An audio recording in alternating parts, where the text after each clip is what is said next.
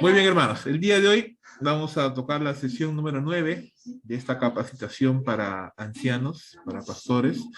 El día de hoy vamos a hablar acerca de el pastor y la formación de equipos ministeriales. La semana pasada hablábamos acerca de el pastor y la formación de nuevos pastores. Pero el pastor no solo debe formar nuevos pastores, también debe formar líderes, hermanos que le ayuden en las diferentes labores del ministerio. Un buen pensamiento es el siguiente: si le quitas el liderazgo a una iglesia, te quedas sin iglesia, porque esta requiere de ovejas, pero también de pastores que puedan dirigir el redil, ¿no? De hermanos que lleven adelante la obra del Señor, que impulsen, que animen, que motiven, que transmitan la visión a los demás hermanos. Entonces el liderazgo es importante, es algo en lo cual el pastor tiene que estar involucrado, tiene que estar ocupado haciéndolo. Cuando Cristo decidió edificar la iglesia, me gusta esto porque comenzó formando a quienes habrían de ser los líderes. Es decir, la iglesia todavía no había nacido, pero ya Cristo estaba trabajando formando a los líderes, ¿no? Cristo, es más, aquí en su vida terrenal, él formó los apóstoles, los que habían de ser las columnas de la iglesia, ¿no? La iglesia todavía no había nacido, es más, la iglesia nació mucho después de que él subió a los cielos, pero ya la iglesia tenía líderes. Y eso es interesante porque muchas veces no lo hacemos así, lo hacemos al revés. Tenemos la iglesia y después buscamos los líderes. Pero lo que vemos en el patrón bíblico es al revés, ¿no? La formación de líderes va primero antes que una necesidad. Siempre pensamos que los líderes suplen una necesidad, pero qué bueno es pensar en ya tener líderes para cuando surja la necesidad. Porque la necesidad va a surgir en cualquier momento, pero hombres preparados no siempre están y tenemos que prepararlos, preveyendo que la obra lo va a necesitar. El pastor debe tener un deseo intencional de formar líderes desde el inicio de una plantación de iglesia, si no quiere quedarse haciéndolo todo él mismo y terminar obviamente cansado, estresado y aún sacrificando a su familia en el proceso. Un gran problema se suscita cuando el pastor no forma líderes. Es decir, hay una gran diferencia entre delegar trabajo y formar líderes. La delegación de trabajo es parte de la formación de líderes, pero no es todo. Yo no puedo dejarle a una persona un encargo, pero si no le estoy diciendo cómo se debe hacer, si no le estoy enseñando por qué lo debe de hacer, si yo no estoy enseñándole con qué corazón debe de hacerlo. Entonces la formación de líderes no solamente implica decirle, ya hermano, tú encárgate de esto, tú encárgate de aquello, pero sentarme y decirle, mira, por esto es que lo hacemos, esta es la manera de hacerse y ese es el corazón con el cual debemos de servir. Y aún corregir cuando hacemos las cosas que de repente no lo estamos haciendo de una manera correcta, dar la retroalimentación debida. Muchas veces no queremos formar líderes porque nos sentimos amenazados, porque nos sentimos inseguros o porque tal vez el liderazgo de otros nos pone nerviosos, ¿no?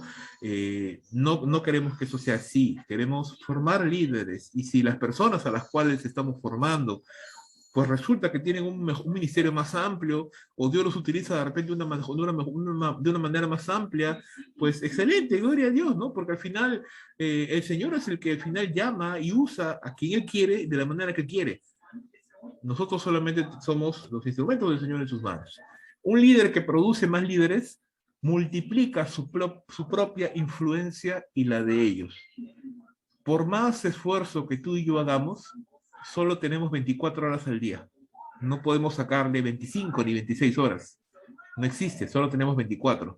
Y de esas, réstale las horas de sueño, réstale las horas de familia, réstale las horas de trabajo. Entonces, seguramente nos quedan muy pocas horas para poder hacer la obra del Señor. Y no podemos sacar más tiempo de donde no hay. Pero lo que sí podemos hacer es multiplicar nuestra influencia en nuestro ministerio.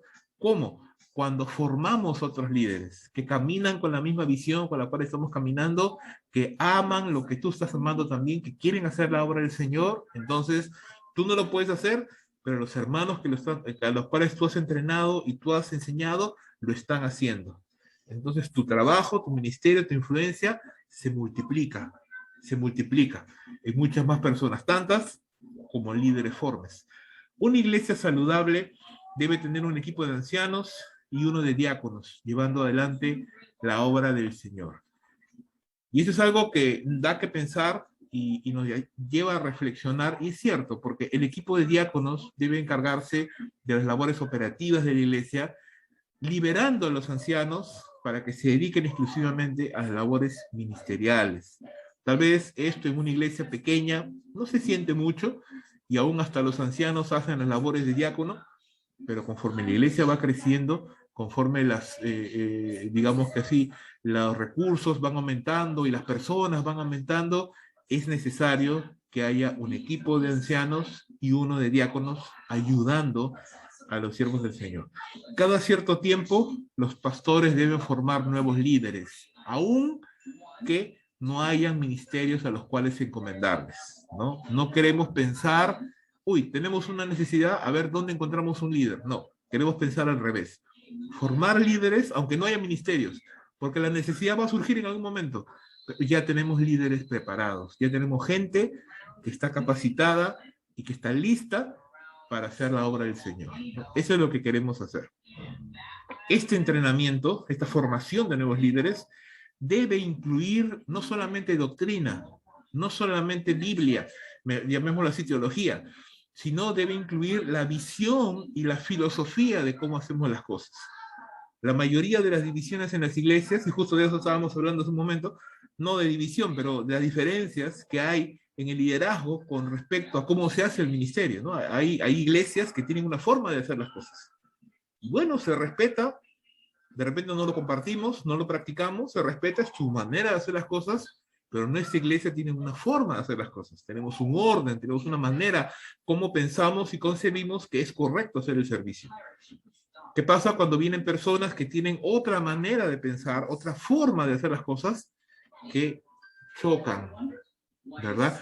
Entonces la formación de los líderes no solamente implica doctrina, no solamente implica fundamento bíblico, pero implica también o involucra también o debe tomar en cuenta nuestra visión como iglesia, es decir, hacia dónde queremos llegar, uno, y dos, cómo hacemos las cosas, cuál es el orden que nosotros concebimos que es el orden correcto, que es lo que Dios nos ha mostrado, que es lo que entendemos que es lo prudente, lo sabio, lo correcto. Estas cosas también tenemos que enseñar a los hermanos, para que no cometan el error de hacer las cosas como de repente siempre lo han hecho, sino como nosotros lo hacemos aquí en la iglesia. Los líderes, al final, van a ser esas columnas que deben soportar el peso de la congregación. Los ancianos junto con los líderes, trabajando y llevando adelante la obra del Señor. El equipo ministerial debe tener una unidad por la gloria de Dios desde el inicio, así todos tenemos que estar pensando en lo mismo. ¿Y en qué nos ayuda a tener un equipo ministerial, un equipo de líderes? Uno, nos lleva o nos anima a aprender a delegar. Y es triste cuando el pastor quiere hacerlo todo, quiere decidirlo todo y quiere de alguna manera estar presente en todo. No, el pastor tiene que aprender a delegar. El anciano tiene que aprender a delegar. Hay cosas que no se pueden delegar, seguramente hay algunas cosas que no se pueden delegar, pero la gran mayoría de las cosas en el ministerio se pueden delegar. Se pueden dar a que otras personas también lo hagan, también entiendan que son parte de la obra. Un equipo ministerial ayuda a que el pastor aprenda a rendir cuentas, ¿no? Porque no hay una sola persona que está decidiéndolo todo, sino hay varias personas que estamos rindiendo cuentas, que estamos compartiendo, que estamos comentando cómo hacemos las cosas y recibimos retroalimentación los unos de los otros. Un equipo ministerial ayuda a que el pastor no se agote haciéndolo todo en el ministerio, claro, porque tienes hermanos que te ayudan. Y un equipo ministerial ayuda a que el pastor extienda la visión de la iglesia a más personas, ¿sí? Les decía al inicio de la reunión que tenemos un 60-65% de personas que se gozan de las células, que participan en las células, que no se pierden una reunión de la célula, pero tenemos un 35% de personas que ni les va ni les viene las células, que no consideran importante el participar de una célula. ¿Por qué? Muy probablemente porque todavía no entienden y no entienden cómo encaja la reunión de las células dentro de la visión de Dios para la obra del Señor. Entonces, ¿cuál es nuestra labor? Comunicar. Comunicar claramente y volver a comunicar la visión, hacia dónde estamos yendo como iglesia y cómo las diferentes áreas y formas de hacer ministerio encajan dentro de esa visión. Es decir, no estamos haciendo células, hermanos, porque no tenemos nada que hacer y estamos aburridos los viernes o sábados, así que como no tenemos nada que hacer, haremos células. No, no, no. Estamos haciendo células porque estamos yendo hacia un propósito, porque queremos que la iglesia tenga una mayor compenetración, una mayor unidad, un mayor compromiso, porque queremos que la iglesia pase de ser solamente un 80, un 90% espectadores los domingos, a ser siervos que están ejercitando sus dones, sus talentos, lo que el Señor les ha dado.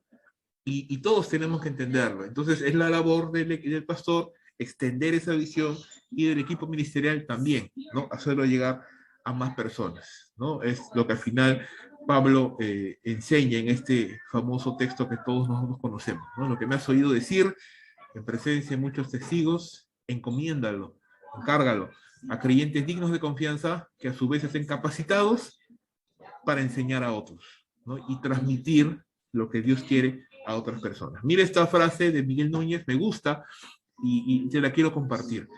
De manera que los pastores tenemos la responsabilidad en nuestras iglesias de equipar a futuros pastores, consejeros, líderes de adoración, líderes de grupos pequeños, líderes de jóvenes. Esta es nuestra función primaria y es lo que en un futuro permitirá que el cuerpo pastoral pueda dedicarse cada vez más a la proclamación de la palabra y atender aquellos casos que tienen mayor complejidad y aquellos asuntos que tienen que ver con la visión y la supervisión de la iglesia. Si fallamos en preparar futuros pastores, consejeros, líderes de adoración, líderes de jóvenes, discipuladores, siempre vamos a tener que estar haciendo todo nosotros. Y nunca vamos a poder crecer en nuestras propias ministerios de proclamación de la palabra o de tratar asuntos más complejos del ministerio o de mirar hacia adelante, ¿no? Decir, ok, ¿hasta dónde queremos ir? ¿Qué nuevas victorias, qué nuevos desafíos tenemos hacia adelante? Porque vamos a estar siempre ocupados del hermanito, de la hermanita, y no estoy diciendo que no está mal, que está mal hacer eso. Lo que estoy diciendo es que si nos centramos solamente en el hoy y en los problemas diarios, cotidianos, que otros hermanos pueden solucionar, nunca vamos a tener tiempo de mirar hacia adelante. No vamos a tener tiempo de mirar hacia lo que el Señor quiere, hacia dónde el Señor quiere llevarnos como iglesia, y por supuesto, habrá todo un grupo de hermanos que no participarán en nada porque nosotros mismos estamos haciendo todo, y esa no es la idea. Se debe tener cuidado al escoger hombres que serán preparados para formar parte del equipo ministerial, claro que sí. No todos pueden tener ese privilegio de llamarse servidores, no todos pueden llamarse, o no todos pueden tener esa capacidad, o esa oportunidad, mejor dicho. Hay un orden, como lo veníamos hablando en la reunión, hay un orden, hay unos ciertos requisitos que un hermano debe de cumplir para poder ser parte de esto que estamos haciendo, de servir al Señor. Antes de entregar responsabilidad a alguien, tenemos que asegurarnos que esos hombres son fieles, idóneos para la obra, ¿verdad? Están demostrando su fidelidad, entonces se les puede encomendar cada vez más responsabilidades porque están siendo fieles con lo que ya se les ha encomendado. La preparación de estas personas, de este equipo ministerial, de los nuevos líderes, de los nuevos servidores, ¿qué debe incluir? Preparación teológica, ya lo mencionamos, preparación ministerial, es decir, cómo se hacen las cosas en el ministerio, la filosofía del ministerio, oportunidades de servicio práctico, es decir, darle oportunidad para que sirva, no todo es teoría, ponerlo en la práctica también, y retroalimentación y consejería. No solamente conformarnos con que el hermano asista y haga lo que tiene que hacer, pero saber si está bien, ¿no? Como nuestro hermano también decía al inicio, ¿no? Saber si el hermano está bien, saber cómo se le puede ayudar, saber cómo se le puede orientar, cómo se le puede dirigir en algunos casos. ¿Por qué algunos pastores rehúsan formar un equipo ministerial? Ya lo hemos mencionado un poquito, pero vamos a entrar un poco más de detalle. Por falta de instrucción, porque tal vez estos pastores no han sido capacitados y se sienten cortos al momento de capacitar a otros, porque ellos mismos no tienen una capacitación sólida. Por falta de tiempo, porque tal vez estos pastores son bivocacionales, ¿no? Tienen un trabajo secular a la par que están en la obra y tienen muy poquito tiempo para poder entrenar, pero justamente ese tipo de pastores con mayor razón tienen que entrenarse y tienen que dedicarse a formar líderes, porque al tener poco tiempo, tiene que saber utilizar bien su tiempo, ¿verdad? Si ya de por sí todos los hermanos tenemos que aprovechar bien el tiempo, si tenemos el tiempo bien cortito y estamos en la obra, con mayor razón tenemos que aprovecharlo más y entrenar a nuevas personas. No siempre vamos a estar en la misma célula, no siempre vamos a dirigir el mismo ministerio, no siempre tal vez vamos a estar a cargo de la misma iglesia. Tenemos que entrenar a nuevos hermanos que se hagan cargo de la obra, que tomen responsabilidades, que tomen nuevos desafíos, hermanos que no solamente tengan capacidad, o mejor dicho, preparación bíblica, pero sobre todo que tengan un corazón para la obra de Dios, que compartan, que compartamos la obra, el amor por la obra. Y también a veces los pastores rehúsan formar un equipo ministerial por egoísmo, ¿no? Por inseguridad, por temor a que otra persona pueda hacer mejor las cosas y de alguna manera pues le pueda quitar, ¿no?, el lugar. La delegación de tareas es una extensión esencial de un liderazgo efectivo, es decir, un líder efectivo delega. Un líder que no es efectivo lo quiere hacer todo, pero un líder efectivo aprende a delegar. La delegación es el reconocimiento público de que el ministerio pertenece a toda la iglesia. No es propiedad solamente del pastor o de los ancianos. El ministerio pertenece a toda la iglesia. Así que si hay algo que tú puedes delegar a otro, delégalo. Si hay algo de lo cual tú te has encargado, pero ves que alguien lo puede hacer, encárgaselo. Toma a alguien. Toma a un hermano y comienza a delegarle, comienza a acercarte a ese hermano y decir, hermano, ¿por qué no te encargas de esto? Yo te enseño, mira, se hace así. Y encárgale y delégale que lo haga. Y empieza tú más bien a trabajar con ese hermano, a aconsejarle, a hablarle la palabra, a animarlo, a la par que ese hermano comienza a crecer. Entonces, tanto él está creciendo porque está involucrándose en el servicio, como tú estás creciendo, porque ya estás dejando lo operativo, ya estás dejando el trabajo operativo y estás entrando ya a un terreno más ministerial, de entrenar, de aconsejar, de supervisar, que es justamente lo que como pastores tenemos que hacer. Un equipo ministerial efectivo requiere un fundamento bíblico, un liderazgo bíblico, una visión clara. Y aquí queremos detenernos un poquito, porque la visión es lo que nos va a dar la energía, la visión es lo que nos va a cohesionar, la visión es lo que va a animar, no solamente a la iglesia, pero a los líderes sobre todo. Si los líderes no están animados con la visión, si los líderes no están respirando esa visión, no están transpirando, no están imaginando, pensando, deseando esa visión, menos los hermanos.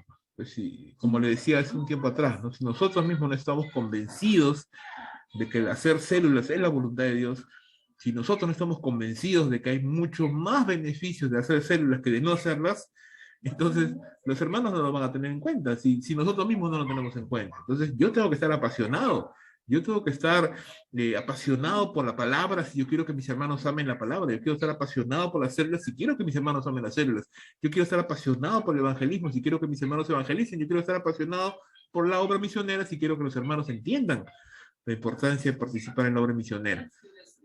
La más grande visión revelada en la palabra es la gran comisión. Y la mejor manera de cumplir la gran comisión, como siempre lo decimos, es plantando iglesias. Es plantando iglesias. La grandeza de la visión hace necesaria la formación de líderes, porque una sola persona es imposible que pueda llevar adelante esta grande visión de Dios. Y pensar que nosotros vamos a hacer todo, no. Necesitamos ayuda, necesitamos hermanos, necesitamos un ejército de hermanos trabajando a nuestro lado, llevando adelante la obra del Señor. La visión de Dios nos enfoca e impulsa a ser efectivos y eficientes, porque nos ponemos a pensar qué es lo que hemos alcanzado hasta ese momento y cuánto es lo que nos falta alcanzar. Y hermanos, nos falta muchísimo, nos falta muchísimo. Tenemos todavía muchos sueños, muchas cosas que están en el cuaderno, que están en el papel, pero no se han materializado todavía. Y yo sé que ha habido una interrupción, ha habido un paréntesis ahí en la pandemia, pero ya hemos salido o estamos saliendo de eso y ya es momento de volver nuevamente a soñar, de volver nuevamente a anhelar las cosas que anhelamos en un principio y habiendo aprendido lo que el Señor nos haya querido enseñar de manera particular, como también como iglesia, en todo este tiempo, creo yo que ya estamos, llamémoslo así, más curados, llamémoslo así, de todas estas cosas que han pasado ya no estamos presas del temor, ya confiamos más en el Señor, ya tenemos claros sus propósitos de Dios, y ya es tiempo entonces de retomar, ¿verdad? Los sueños, las metas, los desafíos que Dios tiene para nuestra vida en todo este tiempo. Y así enseñar a nuestros hermanos, y así trabajar. La visión de Dios provee límites para la toma de decisiones. Hay cosas que vamos a hacer y cosas de las cuales nos vamos a abstener de hacer. ¿Por qué? Porque estamos persiguiendo la visión de Dios. Nuestra meta es plantar iglesias.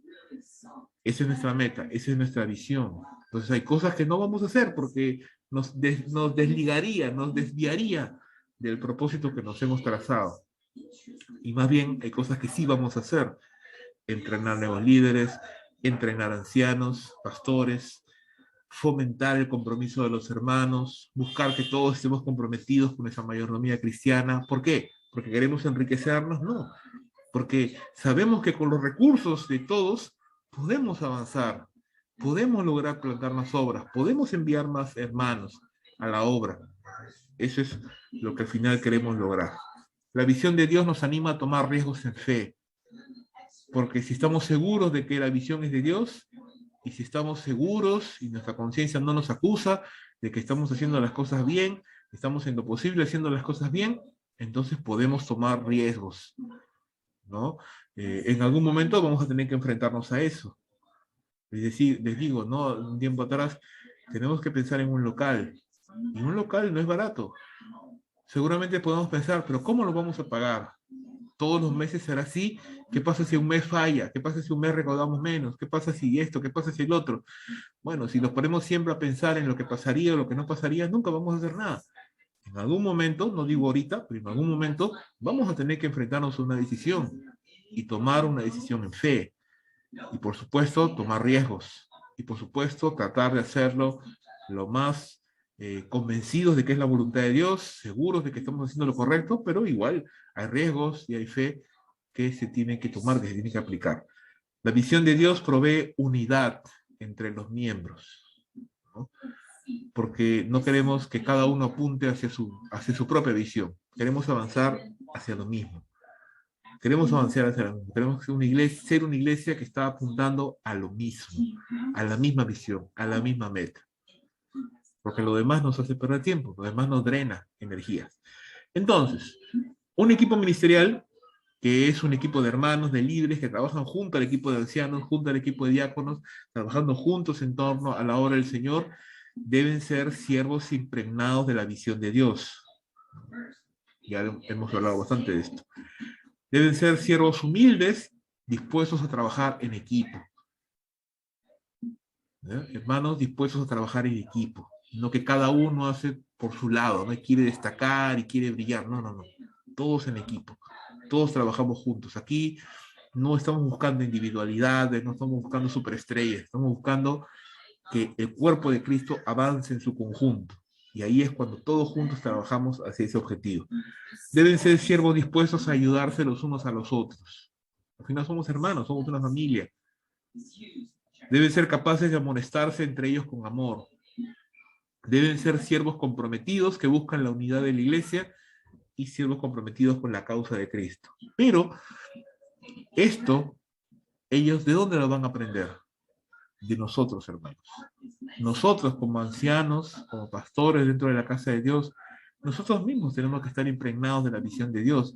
Nosotros mismos tenemos que estar dispuestos a trabajar en equipo. Si bien es cierto, cada uno vela por una célula, o cada uno vela por un grupo de hermanos, o ve por algunos, o es más cercano a algunos hermanos que otros, está bien, pero igual debemos trabajar en equipo. Igual somos un solo grupo de ancianos, ¿sí? Somos un equipo, un cuerpo de ancianos, que debemos trabajar en equipo, juntos, dispuestos a ayudarnos los unos a los otros, ¿sí? Seguramente, y cada uno tiene diferencias en alguna manera de hacer las cosas, en alguna manera de pensar, en personalidad. Sí, claro, ¿no? Si no, imagínate, si todos fuéramos exactamente iguales. Pero gloria al Señor que aún en medio de la diversidad de nuestras personalidades, Dios nos usa, ¿no? Y reconocer eso, reconocer que somos diferentes, pero a la vez estamos apuntando hacia el mismo objetivo. De que somos distintas personas, pero nos amamos los unos a los otros oramos los unos por los otros, nos preocupamos los unos por los otros y estamos dispuestos a ayudarnos. No a hundirnos, no a pisotearnos, no a hablar mal de uno del otro, no. Y eso tenemos siempre que tenerlo presente, ¿verdad?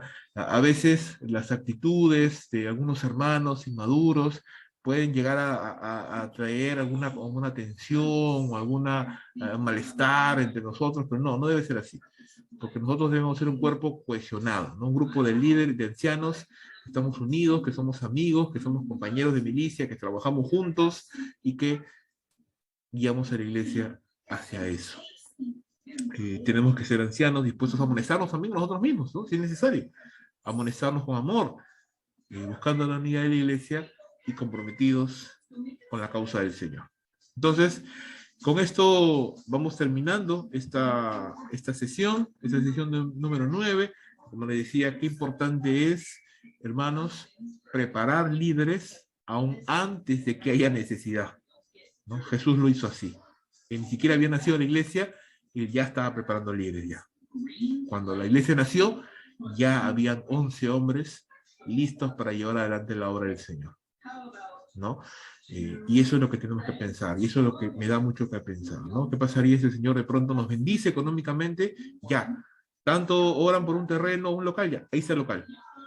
A ver, hay líderes preparados para cada cosa, hay líderes de adoración, hay líderes de jóvenes, hay líderes de esto, líderes del otro. Queremos decir, sí, Señor, porque hemos estado preparando y formando líderes, esperando que la obra del Señor crezca, creyendo que la obra del Señor va a crecer, porque es la obra del Señor, y Él va a hacer crecer su obra. Entonces nosotros hagamos esa parte, que es formar líderes, y el Señor hará su parte, que es engrandecerse a sí mismo para la gloria de su nombre. Ok, hermanos, entonces esa sería la sesión número 9.